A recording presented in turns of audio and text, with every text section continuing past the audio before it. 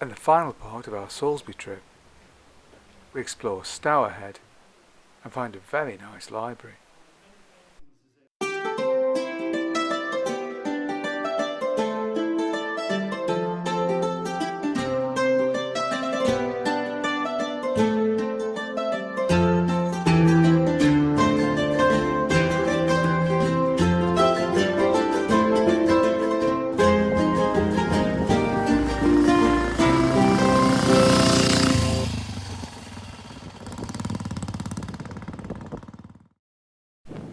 And before we start, don't forget to like and subscribe for more content.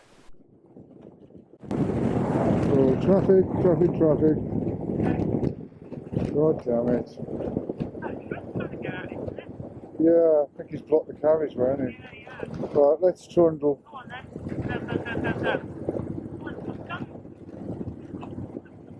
Dum dum dum dum dum dum dum dum dum dum.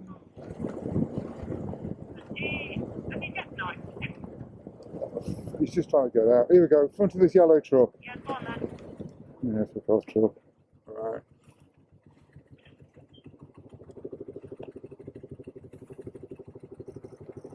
It's a big ass truck.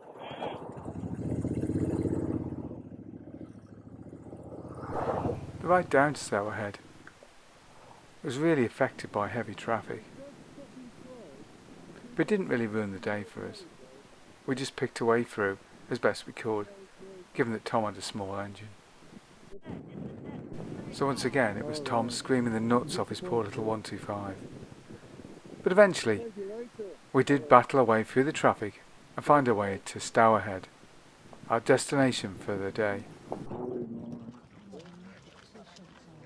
When Stourhead first opened in the 1740s, a magazine described it as a living piece of art.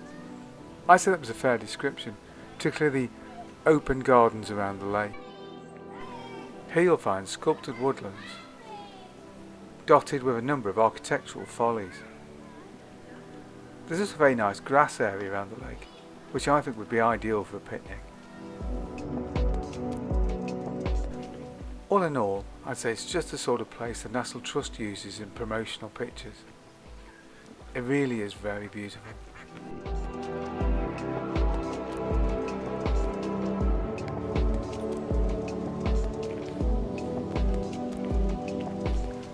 There are several choices of walking routes around the lake. On a couple of occasions we took the higher paths. These would meander up into the woodland and usually end on a plateau with some sort of folly at the top. Usually an ancient Greek temple, that kind of thing. You know, just the sort of edifice that your average 18th century multimillionaire would have planted at the top of his garden, so he could get his servants to carry him up and admire the very lovely view when he got to the top.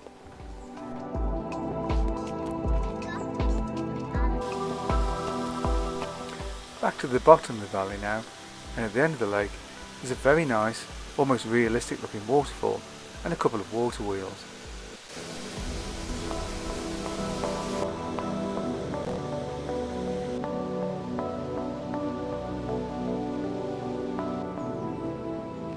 You then continue on to the far end of the lake, dodging the usual wildfowl, and over a very pretty wooden bridge before you come to the Pantheon, or at least a recreation of the Pantheon. Inside the Pantheon you'll find an array of ancient Greek statues. Some are recreations, but we're told that some are actually genuine ones, pilfered from antiquity. Just beyond the Pantheon you'll find yet another folly, but this time it's got a Lord of the Rings feel about it. Carrying on that Lord of the Rings theme, the woods around are quite picturesque, but they do have a slightly creepy feel to them somehow. In a strange way, this is almost amplified by the art installation that's put in place in the woods at the moment. I think the locals really don't know what to make of it. Time to leave the woods now, and we'll have a look around the stable block and the main house itself with its ornate gardens. The house at Stourhead is fairly large and has all the usual National Trust items, Fine artwork, check. Chippendale furniture, check. Beautiful fireplaces, check again, and chandeliers. But for me, the highlight is the library. It really is a very spectacular room. It's very light and airy. With the house done, we dodged the raindrops to have a quick look round the ornate gardens before we saddled up and headed for home. And this would be the final day of our Salisbury trip. And so it was time to reflect on what had been a very enjoyable few days away. Now the weather over the course of the trip had been fairly, well, okay, I'd say. There'd been the odd spot of rain, a little bit of sunshine, but generally that usual sort of temperateness that you get in Britain. But good God, on the way back, it really decided to bite us up the arse. It absolutely pissed down all the way home. In fact, it was some of the most treacherous road conditions I'd ridden on for quite some time. And believe me, I ride all year, so when I say it was treacherous, I really do mean treacherous. In fact, it was so bad that Tom ended up slipping off on some oil on a roundabout. He must have been doing a massive 10 to 15 miles an hour, but down he went. Fortunately, he did fairly minor damage, and 1 new indicator later, the bike was back as good as new. Although, it certainly didn't do his pride any good.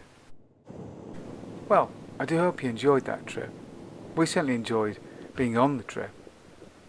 Except possibly for the end bit. That was pretty bloody horrible, actually. What? Yeah. Yeah, well, it's not been bad. We had one tiny shower, didn't we? I mean, I can't moan about that, really. Yeah. Ironic. But if you did enjoy it, don't forget to like and subscribe. We are going left. Oh, and of course, thank you very much for watching.